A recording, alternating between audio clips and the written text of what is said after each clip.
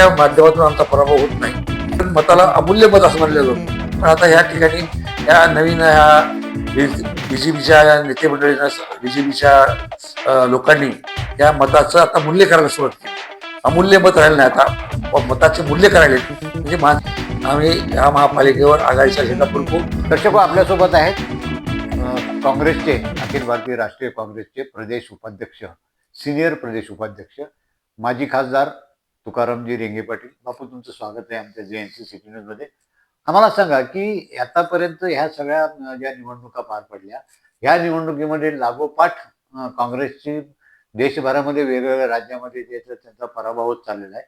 यातून काँग्रेस संघटनात्मक काही बांधणी करण्यासाठी का नाही, काँग्रेसचा पराभव आता कशा पद्धतीने व्हायला लागलाय हे सगळ्या जनतेला माहीत आहे. जनतेच्या माध्यमातून आमचा पराभव होत नाही, परंतु पराभवाची कारणं अनेक आहेत. त्याच्यात सत्ता आहे, अर्थकारण आहे, सत्ताकारण आहे, आणि याशिवाय त्यांचा मॅनेजमेंट आहे.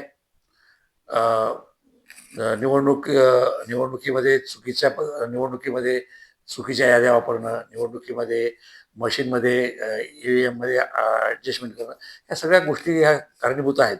परंतु आता काँग्रेसही आमची आज संघटनात्मक आतापर्यंत काँग्रेस अनेक वर्षापासून सर्वात वयोवृद्ध, सर्व पक्षात वयोवृद्ध ही काँग्रेस आहे. ज्या काँग्रेसला 100 वर्षापेक्षा जास्त वय आहे.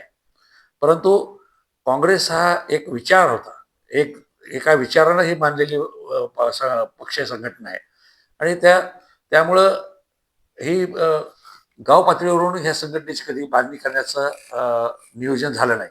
कारण लोक एका विचारानं बांधलेले होते, काँग्रेसच्या विचारानं, सेक्युलर विचाराने बांधलेले होते, आणि त्यामुळं संघटनात्मक अशी बांधणी गाव पातळीवर आतापर्यंत झालेली नव्हती. परंतु आता महाराष्ट्र प्रदेशचे आमचे अध्यक्ष माननीय हर्षवर्धन सपकाळदादा यांनी काल आमची मीटिंग घेतली, संपूर्ण महाराष्ट्रातल्या सर्व प्रभारीची आणि वरिष्ठ नेत्याची, आणि त्यामध्ये त्यांनी आम्हाला एक कार्यक्रम देऊन टाकला की आता तुम्ही आपल्याला ही गाव पातळीपासून संघटनात्मक बांधणी करायची, आणि त्यासाठी सगळ्या प्रभारीला एक टार्गेट दिलं आहे की एका टाईम बाउंडमध्ये हा कार्यक्रम राबवायचा आहे. प्रत्येक गाव पातळीपासून तर जिल्हा परिषदेच्या सर्कलपर्यंत, पंचायत समितीच्या गणावर येऊन जिल्हा सर्कलपर्यंत, तालुक्यापर्यंत अशी संघटनात्मक बांधणी आहे. आणि शहरी भागामध्ये सुद्धा प्रभागमध्ये त्यांच्या वेगवेगळ्या म्हणजे हे काढून, गट काढून अशा पद्धतीनं प्रभाग वाईज बांधणी करायची, अशा प्रकारे सूचना दिलेल्या आहेत.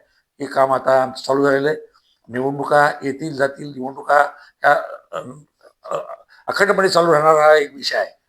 आणि आता निवडणुकीमध्ये जे काही साधनं वापरायला चाललेत, यामुळं जे डॉक्टर बाबासाहेब आंबेडकरांचं स्वप्न होतं, एक व्यक्ती एक मत, आणि सर्व व्यक्तींना समान मताचा अधिकार, आणि सगळ्या मताचं मूल्य सारखं, परंतु आता या ठिकाणी मताची किंमत ही अमूल्य मत होतं. आतापर्यंत मताला अमूल्य मत असं म्हणलं जातं, पण आता ह्या ठिकाणी या नवीन ह्या बीजेपीच्या नेतेमंडळीनं, बीजेपीच्या लोकांनी या मताचं आता मूल्य करायला सुरुवात केली. अमूल्य मत राहिलं नाही, आता मताचे मूल्य करायला म्हणजे माणसाची किंमत करायला लागेल. तर हे कुठेतरी थांबलं पाहिजे, आणि हा विचार घेऊन आता आम्हाला लोकांमध्ये जावं लागणार आहे, आणि ते काम आम्ही करू. परभणी महानगरपालिकेमध्ये नेमकं काँग्रेसची काय परिस्थिती असेल असं वाटतं आपल्याला? नाही, परभणी महापालिकेत तर आम्ही निश्चित बहुमतानं, एक तर आमचा पहिला विषय तर आमचा असा आहे की आम्ही तिन्ही पक्ष आघाडीच्या माध्यमातून निवडून लढण्याचा आमचा मानस आहे. आणि आम्ही तिघं एकत्रित येऊन, म्हणजे काँग्रेस, उभाटा आणि आमचे राष्ट्रवादी शरद पवार गट, आमची तिघांची आघाडी होणं अपेक्षित आहे. आमचं नेते मंडळीचं, स्थानिक नेते मंडळीचं प्राथमिक बोलणी आमच्या चालू आहेत, आणि आम्ही ही आघाडीमध्ये निवडणूक लढू आणि जिंकू, आणि कुठल्याही परिस्थितीमध्ये आम्ही ह्या महापालिकेवर आघाडीचा झेंडा फडकू, असा आमचा मानस आहे.